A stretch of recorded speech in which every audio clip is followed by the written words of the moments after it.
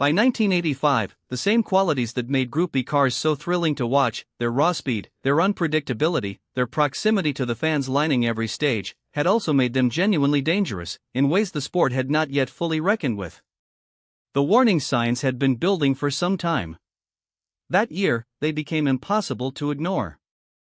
Spectators' safety at rally stages had always relied heavily on self-discipline rather than strict enforcement. Rally stages typically ran along public roads temporarily closed for competition, often with minimal barriers separating the crowd from cars now approaching speeds and forces the sport had never previously produced.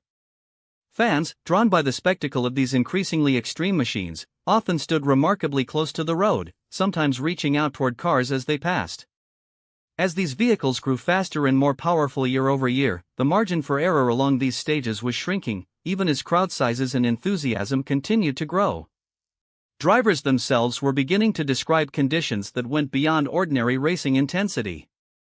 At the speeds Group B cars could now reach, particularly on narrow, tree-lined stages with limited visibility around blind crests and corners, several competitors described a kind of tunnel vision, a narrowing of perception under sustained high g-forces and extreme concentration that made reacting to sudden, unexpected hazards increasingly difficult. Some drivers were being treated for physical strain, including spinal compression, directly attributable to the forces these cars now generated. In May 1985, tragedy struck directly within the competition itself. Lancia driver Attilio Bettega was killed in a crash during the Tour de Corse rally in his Lancia 037. His co-driver, Maurizio Perissinot, survived the accident without serious injury. At the time, much of the discussion around the crash centered on the notoriously difficult, narrow, and tree-lined roads of Corsica itself, rather than triggering an immediate, sport-wide reckoning about the car's escalating speed and power more broadly. Looking back, this is often identified as one of the clearest missed opportunities the sport had to meaningfully address what was building.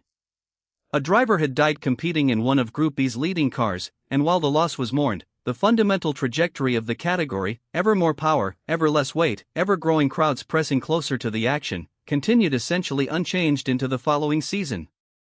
Nothing about 1985's warning signs was hidden or unknown to the people running the sport. Drivers were speaking openly about the physical demands these cars now placed on them. A competitor had already lost his life.